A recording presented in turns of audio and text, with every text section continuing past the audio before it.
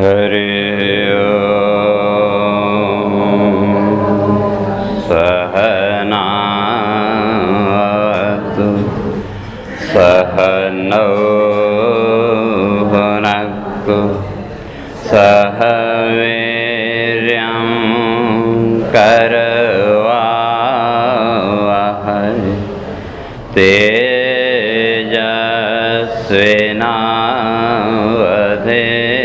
तेजस्विनावधीतमस्तु मा विद्विषावहै।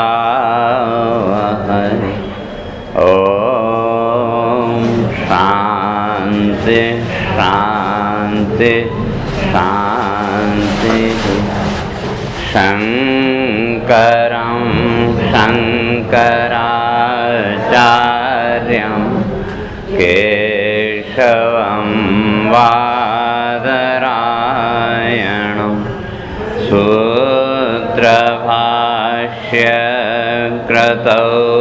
वन्दे भगवन्तौ पुनः पुनः। ईश्वरो गुरुरात्मेति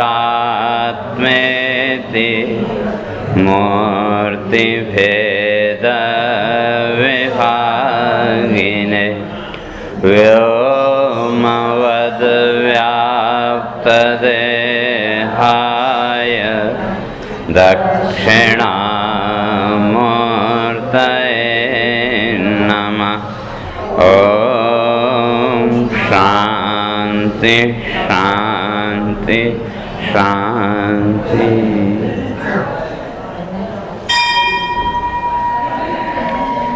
आदित्य उधर एक बटन होगा ऑक्स में है कि माइक में 4 नंबर कर दो। 4 नंबर हाँ उसको इधर बटन कर दो। इधर ही है ना इधर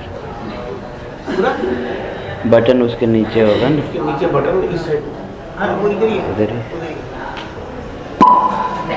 बस ठीक।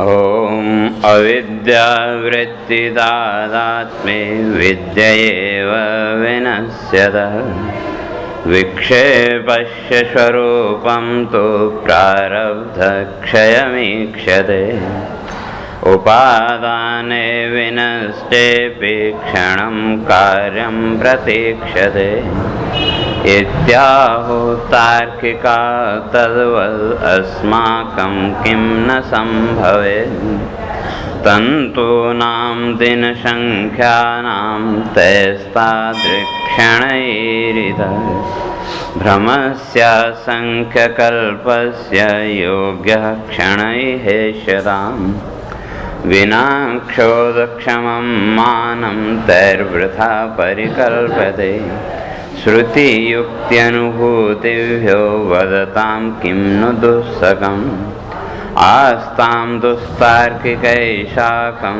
विवादः प्रकृतं ब्रुवे स्वहमो सिद्धमेकत्वं कूटस्थपरिणामिनो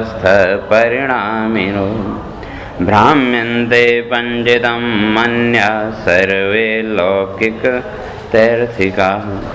अनादृत्य श्रुतिं मौर्ख्यात् केवलां युक्तिमाश्रिताः पूर्वापरपरामर्शविकलास्तत्र केचन वाक्याभासान् स्वस्वपक्षे योजयन्त्यप्यलज्जया कूटस्थादिशरीरान्तसङ्घातस्यात्मतां जगुः लोकायता पामराश्च प्रत्यक्षाभाससमाश्रिताः श्रौते कर्तुं स्वपक्षं ते कोशमन्नमयं यथा विरोचनस्य सिद्धान्तं प्रमाणं प्रतिजज्ञिरे जीवात्मनिर्गमे देहमरणस्यात्र दर्शनान् देहातिरिक्तेवात्मेत्याहुः लोकायता परे। तो विचार चल रहा था स्व, अहम और इदम की चर्चा। तो क्या कहते कि जैसे जो जड़ वस्तुएं हैं तो उनको बताने के लिए इदम शब्द का सामान्य रूप से प्रयोग, तो उसी तरह से स्व का भी जितना भी व्यवहार है सर्वत्र स्व का प्रयोग होता है। तो इसलिए वो जो स्व शब्द है वो प्रतीक आत्मा की व्यापकता का। तो तब शिष्य ने कहा स्व और अहम ये सामान्यतया ये दोनों एक ही अर्थ के बोधक। अहम इन मैं कहूँ या स्वयं कहें तो दोनों से एक ही अर्थ का बोध तो है, लेकिन लोक व्यवहार में तो ये अलग अलग है।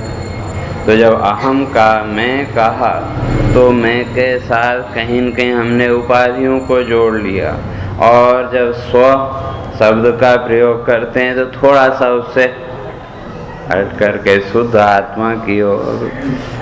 तो तब कहा कि भाई ये शब्दों में भले लोक व्यवहार में भेद रहे, और ये जो लोक व्यवहार में जो भेद है का ये तो रहेगा,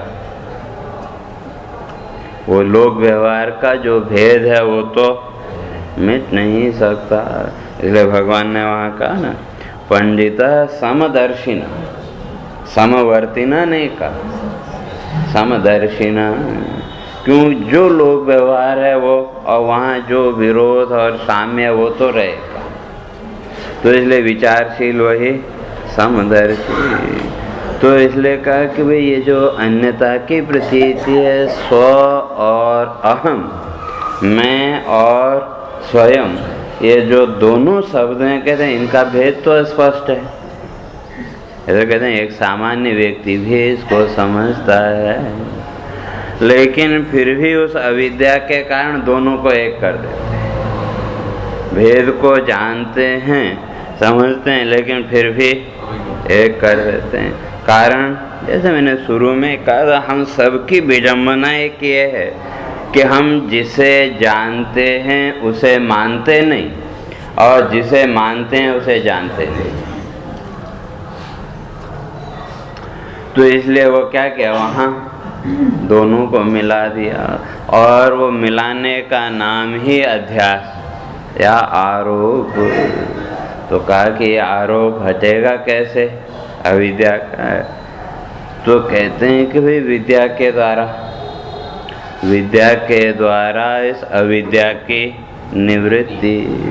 तो अविद्या की निवृत्ति पूर्ण रूप से होगी या कुछ अंश में?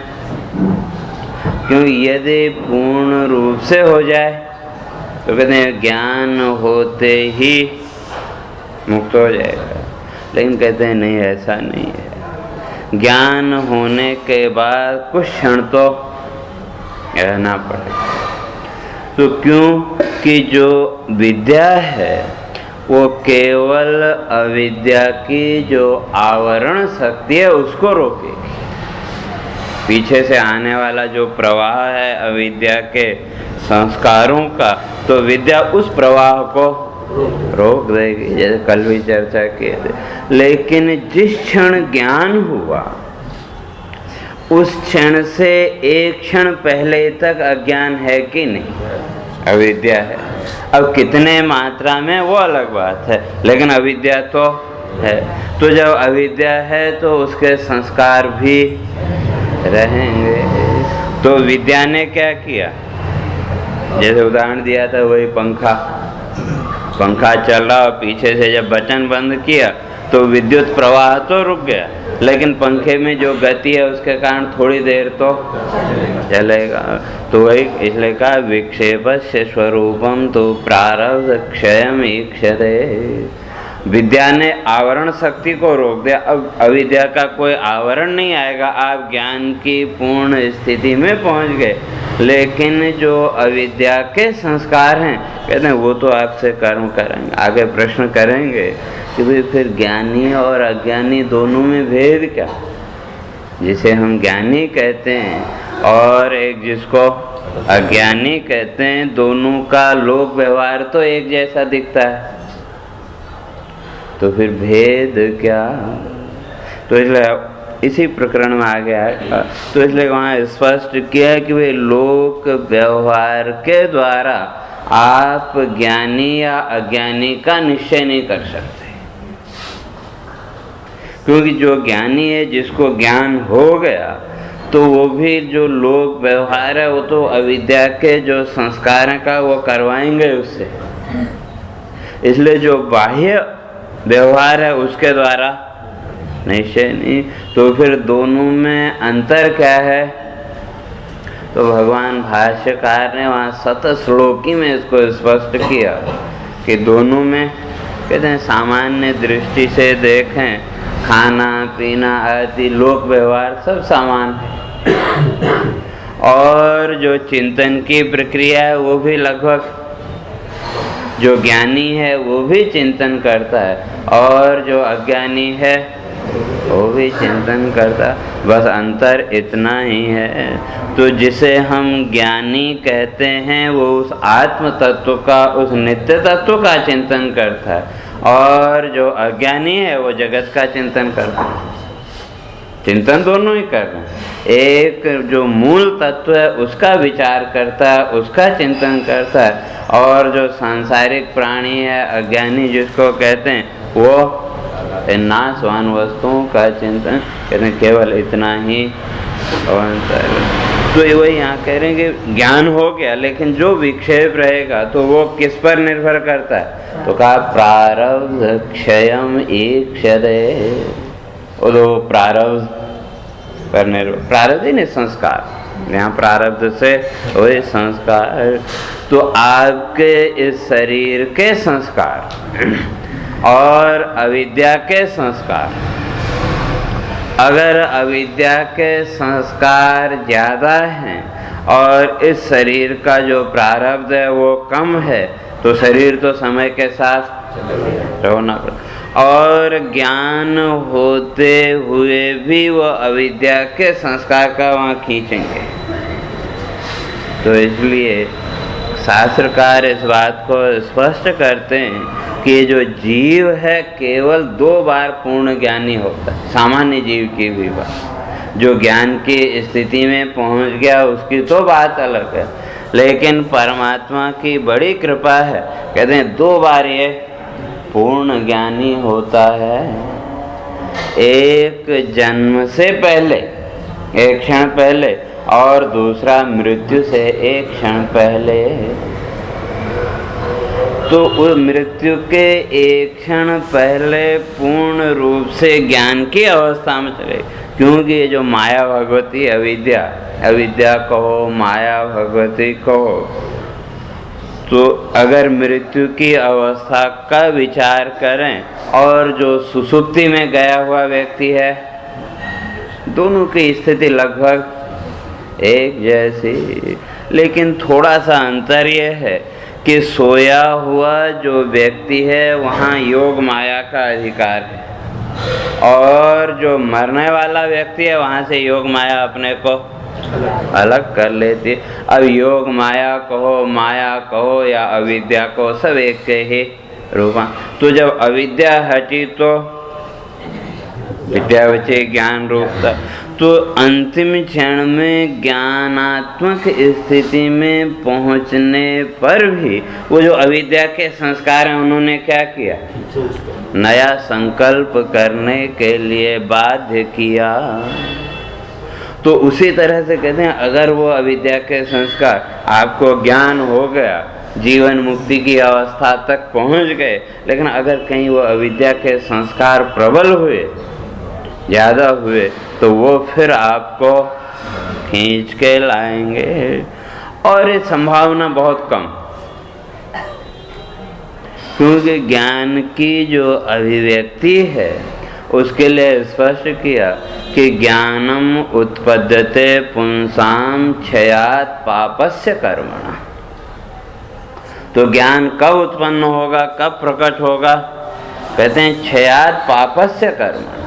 जैसे जैसे ये पाप कर्मों का क्षय होगा, अर्थात जैसे जैसे अविद्या हटती जाएगी, तो जो पाप कर्मों का मूल भी वही अविद्या, तो जैसे जैसे वो अविद्या हटती जाएगी तो ज्ञान प्रकट हो, और जब ज्ञान प्रकट होगा तो उस क्षण तक पहुँचते पहुँचते अविद्या तो लगभग, हाँ अगर कोई संस्कार रह गया अभी तो कहते हैं वो विक्षेप तो पैदा करेगा आपके अंदर, नाना वृत्तियों को भी उत्पन्न करेगा, लेकिन जो सजग है, जो सावधान है, वो निकल जाएगा। और जिसकी असावधानी हो गई वो फिर उस स्थिति में पहुंचते हुए भी फिर अटक जाए। उदाहरण और जड़ भरत सबसे बढ़िया उदाहरण हो, प्रत्यक्ष आपके सामने, और लगभग सब लोगों को, क्यों एक थोड़ी सी असावधानी ने फिर उनको 2 जन्म लेने के लिए बाध्य किया कि, तो वही यहाँ भी कह रहे हैं प्रारब्ध क्षय। अब वो प्रारब्ध कितना है कि शरीर का ज्यादा है या और अविद्या का ज्यादा है? तो अगर शरीर का प्रारब्ध ज्यादा है और अविद्या के संस्कार सीमित हैं तो कहते हैं ज्ञान होने के बाद कुछ क्षण में वो समाप्त हो जाए, तो फिर आप एकदम पूर्ण जीवन मुक्ति की अवस्था में, वो स्थिति जो कहा ना बालवत, वो स्थिति फिर बालवत होगी। लेकिन जब तक वो अविद्या के संस्कार हैं, भले ही ज्ञान आपको हो जाए लेकिन बालवत स्थिति नहीं आ सकती, वो संस्कार आपको खींचेंगे। भले आपके अंदर कोई संकल्प नहीं, कोई वो नहीं, लेकिन फिर भी वो संस्कार खींच के आपको कर्म में लगाएंगे। तो कहते हैं विक्षेप, तो कहा कि ये जो विक्षेप है तो ये विक्षेप रहेगा कितनी देर? तो कहते हैं उपादाने विनष्टे वीक्षणं कार्यं प्रतीक्षते इत्याहु तार्किका तद्वद अस्माकं किं न संभवेत। तो तब अब जो शिष्य वो फिर प्रश्न करता है, कहा ये तो ठीक है कि ज्ञान हो गया, लेकिन ज्ञान के बाद जो फिर वो जीवन मुक्ति की अवस्था में पहुंचने की स्थिति है उसमें देर कितनी लगेगी? ज्ञान तो हो गया, क्योंकि जो तार्किक लोग हैं, नैयायिक लोग हैं, वो कहते हैं कि भाई वस्तु नष्ट हो गई, लेकिन फिर भी नष्ट होने पर भी थोड़ी देर उसके संस्कार तो रहेंगे।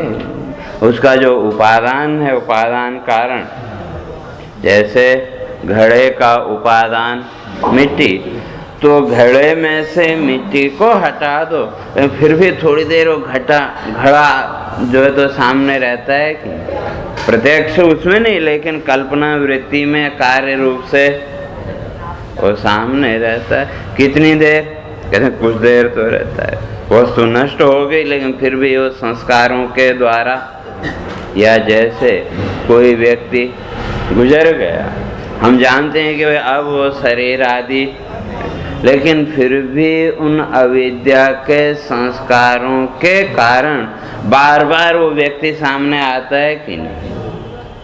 तो उसका उपादान कारण जो था वो तो नहीं रहा, लेकिन फिर भी जो कार्य रूप में उसको हम देख रहे हैं कि नहीं? तो कहते हैं जो नैयायिक लोग हैं वो ऐसा ही कहते हैं कि भाई कोई भी वस्तु अगर नष्ट हो गई तो कहा थोड़ी देर कार्य तो उसका रहेगा, कुछ देर उसका अस्तित्व तो रहेगा। तो कहते हैं ऐसा ही हम भी क्यों न माने? ये जो कहा ना विक्षेप स्वरूप प्रारब्ध क्षय ईक्षते, तो उसी के ऊपर कह रहे हैं कि भाई इसी तरह से जब ज्ञान हुआ तो ज्ञान होते ही अगले क्षण में या उसी क्षण में आप जीवन मुक्त हो गए, ऐसा नहीं। लेकिन ये जो अविद्या के जो संस्कार हैं, जो विक्षेप है, तो कहते हैं इसको हम भी माने, जैसे तार्किक लोग मानते हैं तो वैसे अगर हम भी मान लें कि ये जो विक्षेप है कम से कम एक क्षण तो रहेगा। क्यों? एक क्षण पहले तक वो जो संस्कार हैं कहते हैं वो एक क्षण बाद तक रहेंगे। तो अगर ऐसा माने तो कहते हैं इसमें कोई दोष नहीं है। तार्किक लोग मानते हैं इसलिए हम नहीं माने, ऐसा नहीं, लेकिन थोड़ा सा अंतर ये है, आगे स्पष्ट करेंगे, कि हम जो मान रहे हैं वो श्रुतियों के आधार पर मान रहे हैं, और तार्किकों का मानना केवल मनोकल्पना है, केवल तर्क मात्र, केवल वो तर्क कर रहे हैं। और हम जो ये बात मान रहे हैं कि भाई प्रारब्ध, ये विक्षेप वस्तु प्रारब्ध क्षयम ईक्षते, जो विक्षेप है तो जितनी देर संस्कार रहेंगे उतनी देर रहेगा। कहते हैं ये तो हम श्रुति युक्तिभ्याम, श्रुति और युक्ति शास्त्र प्रमाण के आधार पर मानते हैं। तो क्या उसमें मानने में और कोई दोष नहीं। तो तब कहा कि भाई हम एक क्षण तो माने, लेकिन वो क्षण होगा कितना बड़ा। एक क्षण हमने माना, कम से कम एक क्षण तो अविद्या रहेगी।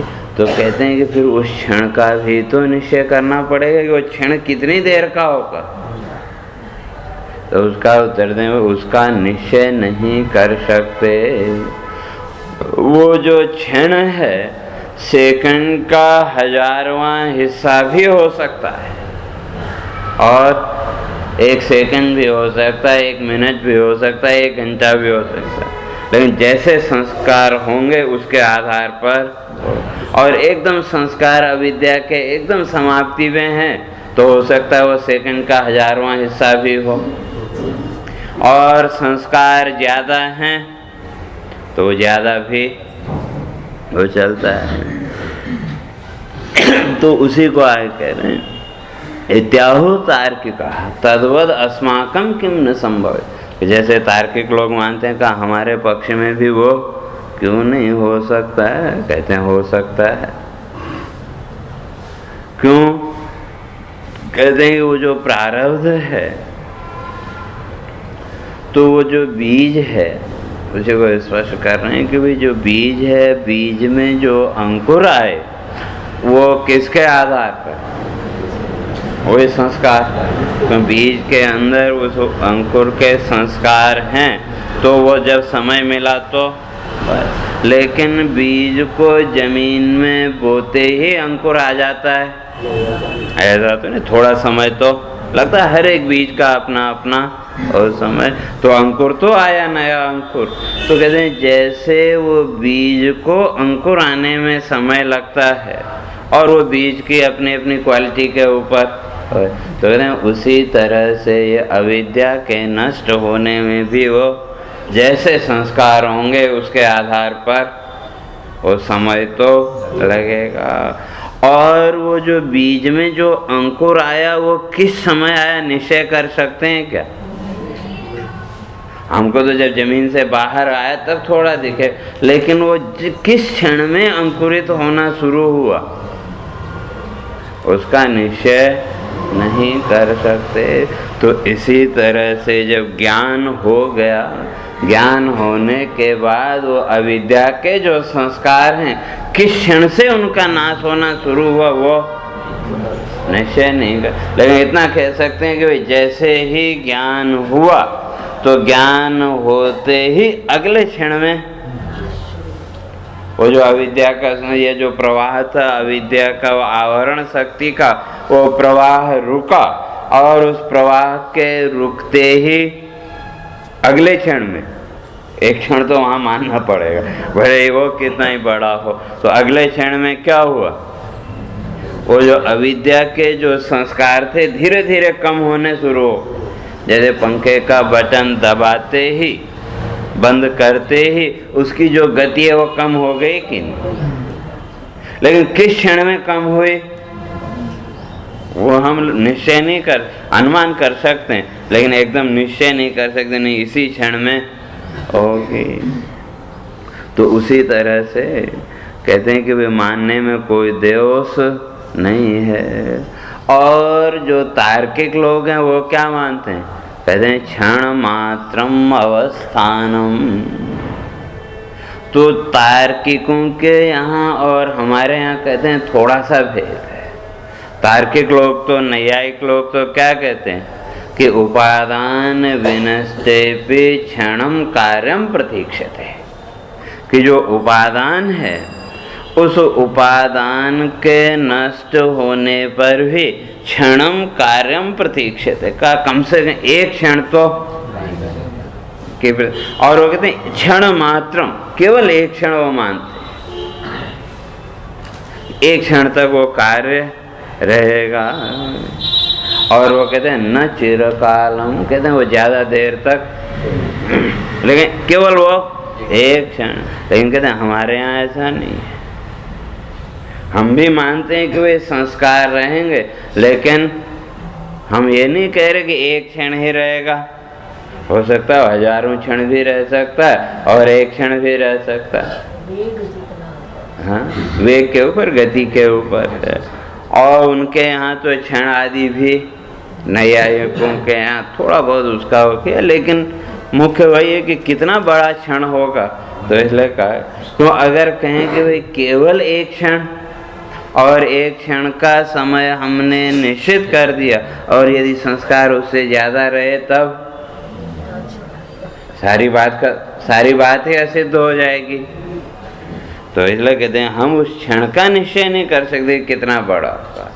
लेकिन अगर केवल नैयायिकों की तरह माने तो कहा वो नहीं मान सकते, क्यों? वो तो केवल एक क्षण मानते हैं, फिर दूसरे क्षण में अनष्ट हो जाएगा। लेकिन हमारे यहाँ कहते हैं वो क्षण कितना बड़ा होगा, और दिन, महीने, साल आदि और सब उस क्षण के अंदर आ जाएंगे। और उस क्षण में फिर कितने क्षण होंगे, और फिर उस क्षण में क्षणों का वो करेंगे तो सारी वो अव्यवस्था हो जाएगी। तो इसलिए कहते हैं कि वे तंतुओं, उसी को स्पष्ट कर रहे हैं कि तंतूनाम दिन संख्यानाम तैस्तादृक् क्षण ईरितः भ्रमस्य असंख्य कल्पस्य योग्य क्षण इहेस्यताम।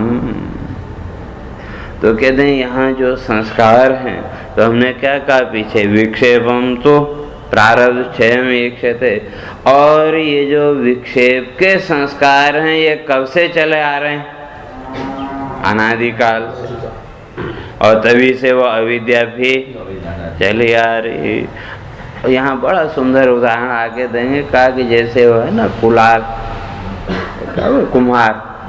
कुम्हार वो घड़ा बनाता है, तो उसका एक वो चाक होता है, चक्र, उसको चलाता है, लेकिन शुरू में जब चलाता है तो गति धीमी, और जैसे जैसे उसको चलाता गया उसकी गति भी बढ़ती गई कि नहीं। तो उसी तरह से कह रहे हैं यहाँ भी ये जो अविद्या है, ये अविद्या भी कब से चली आ रही है, जब से संसार चला आ रहा है। तो अनादि काल से ये अविद्या के संस्कार चले आ रहे हैं। तो अब कल्पना करो गति कितनी होगी, अनेक जन्म, और अगर निरंतर वो गति बढ़ती जा रही हो तो पीछे से आपने बटन बंद भी कर दिया तब भी वो तो रहेगा। तो उसी तरह कह रहे हैं कि भाई ये जो यहाँ हम जिसे कह रहे हैं कि भाई विक्षेप, कहते हैं ये जो विक्षेप के संस्कार हैं तो वो तो कब से चले आ रहे हैं, अनादि काल से। भले ही आपने आवरण शक्ति को रोक दिया, अविद्या की आवरण शक्ति रुक गई, लेकिन वो जो विक्षेप के संस्कार हैं वो तो हैं। तो अब वो जो संस्कार हैं तो कहते हैं वो तो चिरकालानुवर्तिनी, जितनी गति से वो उसका चाक घूम रहा होगा उतनी देर तक उसके वो संस्कार रहेंगे। तो इसी तरह से वो अविद्या के संस्कार जितने प्रबल होंगे, कहते हैं उसके अनुसार वो विक्षेप तो रहेगा। तो इसलिए जो नैयायिक कहते हैं कि एक क्षण का, वो हम नहीं कह सकते, लेकिन उसके बाद वो विक्षेप के संस्कार रहेंगे। अगर उसको कहा एक क्षण कहें तो एक क्षण कह सकते हो, लेकिन वो क्षण कितना लंबा या छोटा होगा और नहीं। क्यों? कहते हैं तंतु नाम दिन संख्या नाम तैस्तादृक् क्षण ईरित। कहते हैं जैसे एक कपड़ा बनाया उस कपड़े में धागे कितने हैं? अगर कपड़ा बड़ा है तो धागे जो है, तंतु जो है, उनकी संख्या भी उतनी ज़्यादा होगी, लेकिन उसको हम कभी गिनते हैं क्या? हम केवल कपड़ा देखते हैं। और एक छोटा कपड़ा है तो उसमें वो जो धागे हैं वो कम होंगे। तो कहते हैं कि भाई जैसे वहाँ तंतुओं की हम गिनती नहीं करते, लेकिन उस कपड़े की उत्पत्ति में मूल कारण क्या है? वही तंतु। तो उसी तरह से कहते हैं ये जो अविद्या है, इस अविद्या के जो विक्षेप शक्ति, तो इस विक्षेप की उत्पत्ति का मूल कारण वो आवरण शक्ति। जैसे अगर कपड़े में से वो धागे को खींचते चले जाओ तो कपड़ा बचेगा, या वो कपड़ा कोई बुन रहा हो तो बुनते बुनते धागा खत्म हो जाए, लेकिन धागा तो खत्म हो गया, आगे कपड़ा नहीं बन सकता, लेकिन जो बन गया उसका तो उपयोग होगा, आगे नहीं बनेगा। तो इसी तरह से अविद्या के जो संस्कार का ज्ञान होने के बाद अब आगे तो नहीं बढ़ेंगे, लेकिन अभी तक जितना बन गया है, जितने संस्कार आ गए, जितने विक्षेप आ गए, तो वो तो अपना फल देंगे, वो तो विक्षेप तो लाएंगे। तो वे कहते हैं तंतु नाम, और कहते हैं दिन संख्या नाम। तो वो जितने भी तंतु हैं, वो तंतु कब आए, कितने दिन आदि में बने, उसका हम आकलन नहीं करते। और इसी तरह से ये जो अनादि अविद्या है, तो ये कब से चली आ रही है, कहते हैं उसके लिए भी हम दिन आदि का आकलन, हाँ, अगर कहीं दिन का निश्चय कर लें तो क्या उसके आधार पर और निश्चय कर। जैसे ये मोटर है तो इसकी हर एक उसकी एक वो है कि भाई 1 सेकंड में कितने वो राउंड लेगी, तो उस हिसाब से हम कल्पना कर सकते हैं भाई इतनी स्पीड में चल रही हो तो उसको पूरी तरह रुकने में इतना समय लगेगा, वो हम आकलन कर सकते हैं। लेकिन क्या यहाँ तो जब दिन आदि का ही आकलन नहीं है तो विक्षेप कितना होगा उसका भी आकलन नहीं कर सकते। तो इसलिए कहते हैं तैस तादृक क्षण, वो जो क्षण होगा आगे का कि ज्ञान होने के बाद जो विक्षेप है, उस विक्षेप के समाप्त होने में जो क्षण लगेगा, वो क्षण कितना बड़ा होगा। तो कहते हैं जब हम ये दिन संख्या आदि का वो नहीं कर सकते तो उसका भी, लेकिन इतना है कि जितनी गति होगी पीछे की, जितने दृढ़ संस्कार होंगे, क्षण भी वो उतना ही बड़ा हो जाएगा। वो 1 दिन का भी हो सकता है, 1 साल का भी हो सकता है, 1 युग का भी हो सकता है। कलयुग में 12 वर्ष का और 1 युग माना गया, तो 1 युग का भी उससे भी बड़ा हो सकता है, और 1 सेकंड का भी हो सकता है। भाई वो निर्भर करता है किस पर। तो इसलिए कहते हैं कि भाई आगे वही कह रहे हैं भ्रमस्य असंख्य कल्प। तो कहते हैं अगर आप उस क्षण का निश्चय करने चले तो भ्रम के अतिरिक्त और कुछ मिलने वाला नहीं। तो कहा ये जो जीवन चला आ रहा है ये कब से? असंख्य कल्प से, कल्पों से, यानी जब से सृष्टि चली होगी तब से लेकर के आज तक वो अविद्या के संस्कार चले आ रहे हैं, और उसको ढूंढने चलेंगे तो क्या भ्रमित होने के अतिरिक्त और भाई इतना मान लो कि भाई ज्ञान होने के बाद कम से कम 1 क्षण तो वो अविद्या के संस्कार रहेंगे, लेकिन उससे ज़्यादा भी हो सकते हैं और कम भी हो सकते हैं, और उस 1 क्षण में हजारों लाखों क्षण भी हो सकते हैं। लेकिन कहने के लिए कहा कि 1 क्षण, तो अगर ज़्यादा कहें तो आदमी घबरा जाएगा। तो इसलिए 1 क्षण, जैसे आप लोग पैदल चलते हैं ना, या पैदल चल रहे हों और थक गए, अभी दूर जाना है, तो आप किसी से पूछते हैं अभी कितनी दूर है, तो सामने वाला कहता है कि पास में ही है। और टाइम पूछो तो कहेगा हाँ 5-7 मिनट में पहुँच। और 5-10 मिनट चले, फिर किसी से पूछा, फिर आगे हो। क्यों? अगर वो पूरा बता दे तो आप एकदम हिम्मत हार जाएंगे, लेकिन लगता है नहीं 5 मिनट। या जैसे मुझे एक बात याद है, हम लोग गए थे ना उधर कैला, तो दूसरे दिन की परिक्रमा में वो पहाड़ियाँ आती है, तो हर एक को लगता है कि नहीं ये पहाड़ी पार करते ही और जगह आ गया, और उस पहाड़ी के मोड़ पर पहुंचे तो आगे फिर दूसरी पहाड़ी दिखती है, तो फिर वहां सोचते नहीं ये पहाड़ी पार करके ये आ जाएगा। तो अगर वो एकदम से दूर दिखे तो चल नहीं सकते, लेकिन वो एक एक टुकड़े टुकड़े में वो करके चलते गए। तो उसी तरह से कहते हैं एक क्षण, इतना मान लो कि एक क्षण। अब वो एक क्षण कितना बड़ा होगा उसके चक्कर में मत पड़ो। तो इसलिए भ्रमस्य असंख्य कल्पस्य, कहते हैं ये जो भ्रम है, यानी जो ये संस्कार हैं अविद्या के, ये तो असंख्य। अब कितने हैं उसकी कल्पना नहीं कर सकते। तो इसलिए योग्य क्षण ये शताम, कहते हैं वो जो अविद्या के संस्कार हैं, ज्ञान होने के बाद वो सारे संस्कारों के समाप्त होने में जो समय लगेगा उस समय का नाम यहाँ क्षण है।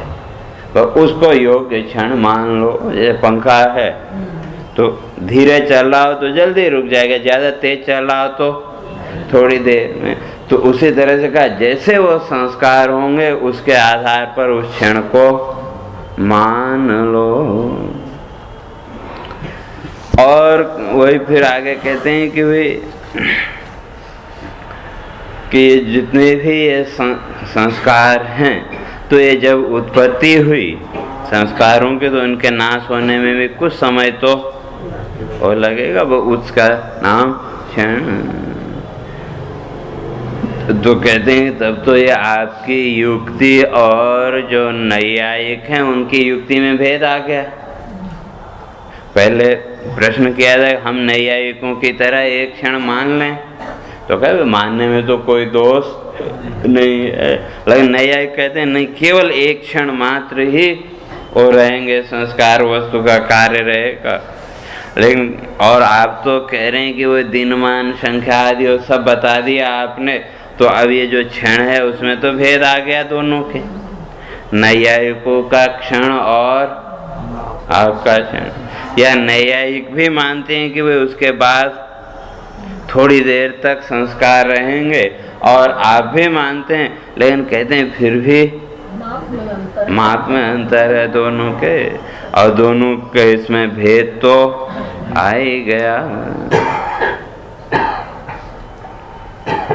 तो कहते हैं कि भाई ये तो भेद तो है, ठीक है, तार्किकों के अनुसार हमारी भी युक्ति, लेकिन दोनों में भेद है। क्यों कि तार्किकों की जो युक्ति है वो केवल युक्ति मात्र है, और कहते हैं हमारी जो युक्ति है वो श्रुति सम्मत है। और पहले कह के आए थे कि तर्क तो करो, लेकिन अनुभव के बिना तर्क का कोई आधार नहीं। जो भी तर्क करो किस आधार पर करो, तो अनुभव और श्रुति के आधार पर तर्क करो।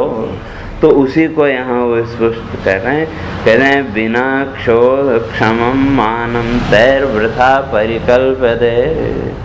कहते हैं कि वो जो नैयायिक लोग हैं वो भी मानते हैं एक क्षण, लेकिन उनका जो क्षण है वो कैसा, कहते हैं बिना क्षोधम, क्षोध माने जांच पड़ताल। वो जो क्षण कह रहे हैं तो उन्होंने बिना जांच पड़ताल के उस क्षण की बात कह दी।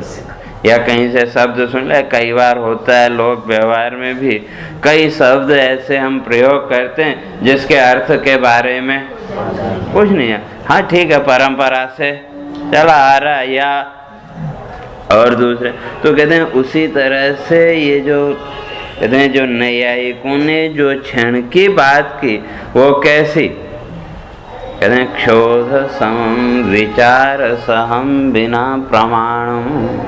कहते हैं उनके क्षण में कोई प्रमाण नहीं है, और हमारे यहाँ जो क्षण है वो प्रमाण है, श्रुति सम्मत है। इसलिए छांदोग्य श्रुति तस्य तावद एव चिरम यावन्न विमोक्षे अथ संपत्से। श्रुति इस बात को स्पष्ट करती है कि वो कब तक रहेगा, कहते जब तक वो संस्कार हैं अविद्या के तब तक। तस्य तावद एव चिरम, वो संस्कार भी कब तक रहेंगे, कहते हैं अथ संपत्ति से, जब तक जो जितने भी और जहाँ वो संस्कार क्षय का विमोक्ष है वो मुक्त। और जो तार्किक हैं कहते हैं उनके यहाँ कोई प्रमाण नहीं, वो तो केवल सुनी सुने बात के आधार पर वो कह देते हैं कि भाई एक क्षण, लेकिन कहते हैं उनके यहाँ कोई प्रमाण नहीं है। क्यों, कहते हैं इसलिए तार्किकों का ये जो मानना है उपादान ध्वंसेतर क्षण मात्रम कार्यम प्रतीक्षते, जो नैयायिक हैं तो उनकी उक्ति है कि उपादान ध्वंसेतर ध्वंसोत्तर क्षण मात्रम कार्यावस्थिति, कि जो उपादान है कहते हैं उस उपादान का जब ध्वंस हुआ, ध्वंस माने नाश, तो नाश होने के उत्तर काल, नाश होने के बाद कहते हैं क्षण मात्रम कार्यावस्थिति, उसके बाद भी एक क्षण तक और जो कार्य है उस कार्य की स्थिति रहेगी। तो कहते हैं कि ये उनका कहना ठीक नहीं है। क्यों, प्रमाणाभाव, ये उनका कहना अनौचित्यम, उनका कहना ठीक नहीं, उनके यहाँ इसके लिए कोई प्रमाण नहीं है। और वो क्षण कितना बड़ा होगा उसके लिए भी उनके पास कोई युक्ति होया वो नहीं है। एक क्षण तो वो कहते हैं, लेकिन उस एक क्षण का जो निश्चय है वो किस आधार पर करेंगे। और हमने वो क्षण नहीं कहा, हमने तो क्या कहा, प्रारब्ध क्षयम वीक्षते, कि वो जो संस्कार हैं उन संस्कारों के क्षय पर और निर्भर। अब उस क्षय का जो काल है उसको नैयायिकों की तरह एक क्षण मान लो तो कहते हैं मानने में कोई दोष नहीं है। हाँ, वो क्षण की सीमा हम वहाँ निश्चय नहीं कर सकते। एक क्षण मान लो या उस एक क्षण में असंख्य क्षणों को मान लो, तो असंख्य क्षणों से युक्त वो एक क्षण। तो इसलिए वो यहाँ उनको कह रहे हैं। तो जो तार्किक हैं तो वो वस्तु का आरंभ मानते हैं, और वस्तु का आरंभ हुआ तो उसका नाश भी होगा, और उपादान के नष्ट होने पर क्षणम कार्यम प्रतीक्षते, एक क्षण के लिए कार्य वहाँ रहेगा। ऐसा हो, इसलिए कहते हैं उनके यहाँ कोई दृढ़ प्रमाण नहीं है। और हमारे यहाँ क्या, विवर्तवादिनाम मते तो, जो वेदांती हैं उनका सबसे प्रबल प्रमाण वही विवर्तवाद। कहते हैं जो विवर्तवाद को मानने वाले हैं, जो वेदांती हैं, तो वो क्या मानते हैं, तस्य तावद एव चिरम यावन्न विमोक्षे, तावद एव चिरम, वो जो संस्कार हैं कब तक रहेंगे, तावद एव यावन्न विमोक्षे। तो उदाहरण बड़ा सुंदर दिया, कहते हैं जैसे रास्ते में आप जा रहे हो, दोपहर का समय हो, वो पानी का भ्रम होता है कि सड़क पे पानी का भ्रम हुआ, वो भ्रम कब तक रहेगा, जब तक वहाँ पहुँच के उसको देखेंगे। और अब हम सब लोग जानते हैं कि भाई सड़क पर भ्रम होता है, तो जैसे ही वो दिखा एक क्षण के लिए तो भ्रम हुआ कि नहीं, एक क्षण के लिए तो लगा कि नहीं पानी है, और अगले क्षण ध्यान में आया क्यों अनुभव है, तो उस अनुभव के द्वारा तुरंत बोध हो गया कि ये तो भ्रम है। लेकिन जब तक बोध नहीं हुआ, जब तक उसका विचार नहीं किया, तब तक वो जल है कि नहीं। तो कहते हैं उसी तरह से हमारे यहाँ वो जो संस्कार हैं अविद्या के, वो कितनी देर रहेंगे, जब तक उसका यथार्थ बोध नहीं होगा। अब वो यथार्थ बोध होने में कितना समय लगता है वो महत्वपूर्ण है। और जहाँ वो बोध हुआ उसके बाद वो भ्रम भी अपने आप निवृत्त हो जाएगा।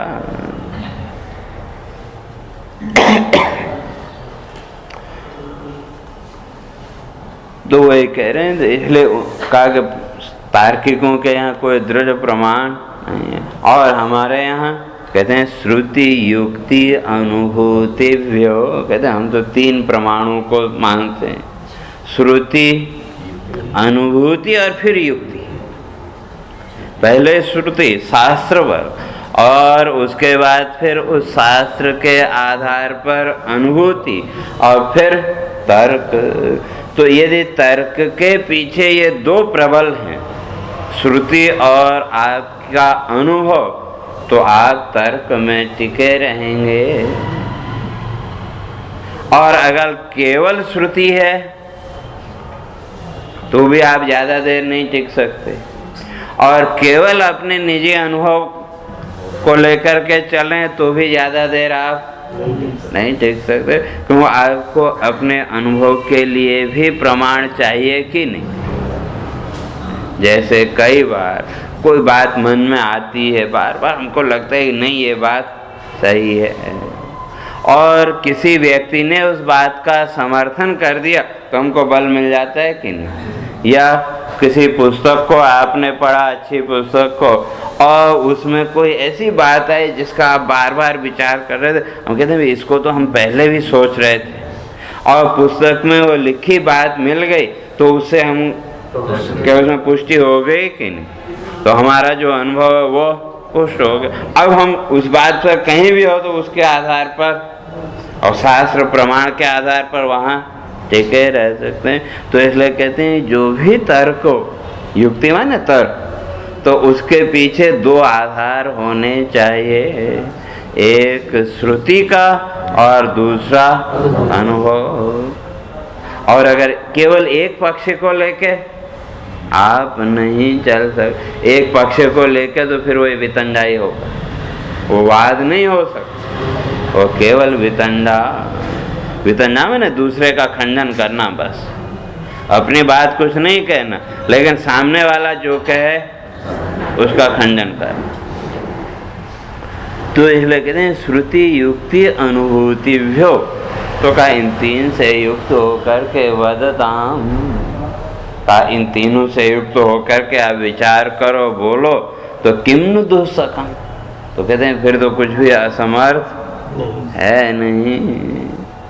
तो इसलिए दुस्सकम का फिर बोलने में दिक्कत नहीं हो, क्यों ये 3 प्रमाण आपके पास, तर्क भी है और अनुभूति भी है, और उसके साथ साथ श्रुति का प्रमाण भी है, श्रुति का बल भी है। तो कहते हैं अब आप बोलोगे तो कहते हैं हमको स्वीकार्य है, और जब अनुभूति के आधार पर बोलोगे तो क्या इधर उधर उल्टे तर्क यानी कुतर्क नहीं करोगे, तो अनुभूति है। तो इसलिए उस अनुभूति के आधार पर संशय तो हो सकता है, लेकिन कुतर्क नहीं होगा। तो कहते हैं बात तो ठीक, तब कहते हैं आप छोड़ो ये बात विवाद को, इसमें ऐसे फालतू समझ जा रहे, इसलिए आस्था दुस्तार्किक साकम विवाद प्रकृतम ब्रुवे। कहते हैं ये जो तार्किकों के साथ विवाद है कि भाई ये क्षण कितना बड़ा होगा कितना छोटा होगा, कहते हैं इस विवाद को छोड़ो, बस इतना ध्यान रखो कि श्रुति और अनुभव के आधार पर विचार करो, तर्क करो, तो क्षण कितना बड़ा होगा या छोटा होगा अपने आप स्पष्ट हो जाएगा। तो उसको निश्चित करना अपना काम नहीं है। इसलिए कहते हैं अब ये विवाद को भी छोड़ो। जो अपना क्या है, मूल सिद्धांत तो क्या है, वही स्व और अहम की बात चल रही थी, तो कहते हैं स्व अहम अहमो सिद्धम एकत्वम कूटस्थ परिणामिनो। तो हमको तो सिद्ध क्या करना था, स्व और अहम की एकता, और ये जो एक है वो आगे स्पष्ट करेंगे, ये केवल भ्रम मात्र कि जो अहम भाव है तो वो अहम भाव में जीव भाव आरोपित, और जो स्वभाव है उसमें आत्म भाव। तो आत्म भाव और जीव भाव दोनों एक नहीं हो सकते। तात्विक दृष्टि से देखें, सत्ता दृष्टि से सत्ता एक, लेकिन व्यावहारिक दृष्टि से अलग अलग। पहले कहा था नहीं, व्यवहार में तो स्व और अहम ये दोनों अलग अलग हैं, तो आप एक नहीं कह सकते। अगर एक मानो तो अलग अलग प्रतीति नहीं होनी चाहिए, अलग अलग व्यवहार नहीं होना चाहिए। स्व की प्रतीति अलग हो रही है, अहम की प्रतीति अलग हो रही है, और जो व्यवहार है उसमें भी वो अलग अलग। अगर स्व को अहम के साथ जोड़ें तो फिर तुम के साथ स्व नहीं जुड़ना चाहिए, है ना। तुम स्वयं करो या मैं स्वयं करूँगा, तो कहते हैं जब अहम और स्व दोनों का एक अर्थ करोगे तो फिर तुम के साथ स्वयं नहीं जुड़ना चाहिए। तो स्वयं तो वहाँ भी है और यहाँ सर्वत्र है, और जब स्व सर्वत्र सामान्य है और ये मैं तुम आदि ये विशिष्ट है, तो भेद तो स्वाभाविक रूप से हो क्या, एक सामान्य और एक विशिष्ट।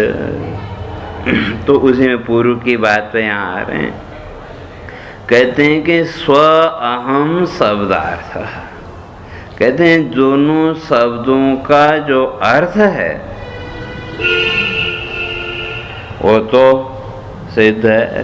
स्व के द्वारा भी हम कहीं न कहीं उसी आत्मा का निर्देश कर रहे हैं, कूटस्थ का, और अहम के द्वारा भी निर्देश उसका है, लेकिन ये जो मिला देते हैं दोनों को, कहते हैं ये गड़बड़ है। ये जो मिलाने की प्रक्रिया ये भ्रांत्या, ये केवल भ्रम के कारण, प्रतीति हर एक को अलग अलग है, उसका अनुभव भी अलग अलग है, लेकिन ये जो मिला दिया, कहते हैं ये जो मिलाना है ये यही अविद्या। और व्यावहारिक दृष्टि से देखें तो जिसे हम कूटस्थ कह रहे हैं वो भिन्न, और जिसे हम जीव कह रहे हैं वो भिन्न। तो दोनों को एक मान नहीं सकते, और बिना कूटस्थ की सत्ता के जीव की सत्ता रह नहीं सकती। तो कहने का अर्थ ये कि तात्विक दृष्टि से, पारमार्थिक दृष्टि से या वैचारिक दृष्टि से देखें तो एक सत्ता, और व्यावहारिक दृष्टि से, लौकिक दृष्टि से भेद हो गया, अहम और स्व का, मैं तुम आदि ये सब भेद। तो इस तरह से यहाँ भी भेद। तो इसलिए कहते हैं कि भाई ये जो सिद्धम एकत्व, इन दोनों की जो एकता है, और जो कई लोग कहते हैं नहीं ये तो दोनों एक ही हैं, तो कहते हैं ये भ्रांत्या। और ऐसे स्थिति में वो जीव भाव को क्या मान लेते हैं, कूटस्थ का परिणाम। आगे और चर्चा करेंगे। सबसे पहले चारवाक को लेंगे कि वो जो चारवाक हैं तो वो क्या कहते हैं, देह आत्मा। या दूसरा पक्ष है उनके यहाँ, वो कहते हैं चैतन्य में आत्मा, कि शरीर में जो चेतना है वही वो आत्मा है। तो ये सब किसके कारण, कहते हैं भ्रांति। भ्रांति के कारण दोनों को जब एक माना तो ये जीव को क्या मान लिया, कूटस्थ का परिणाम आदि मानते हैं। और वेदांतियों के यहाँ तो एकमात्र विवर्त स्वस्वरूप में स्थित है, और बाकी उससे जुड़ने पर भी जिसमें कोई विकार न आवे तो उसका नाम विवर्त, इन सब बातों की चर्चा आपने फिर कल करेंगे। अब तो सीधे होके बैठे। हरे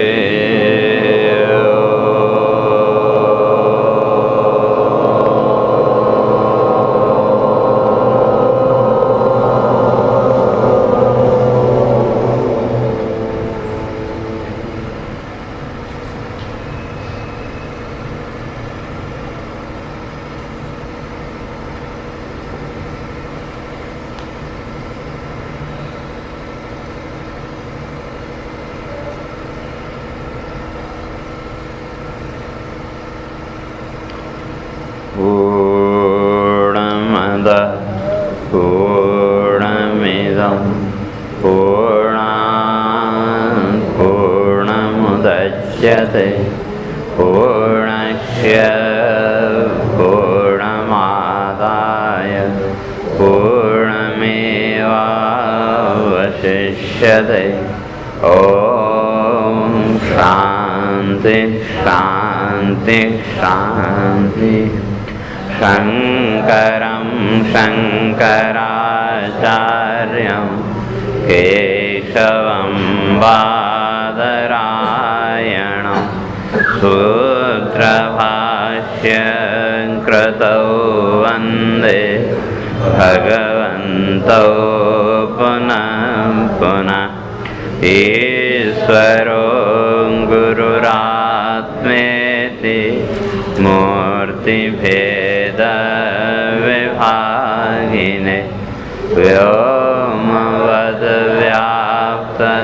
व्योमवद्व्याप्तदेहाय दक्षिणामूर्तये नमः। ॐ शान्ति शान्ति शान्ति।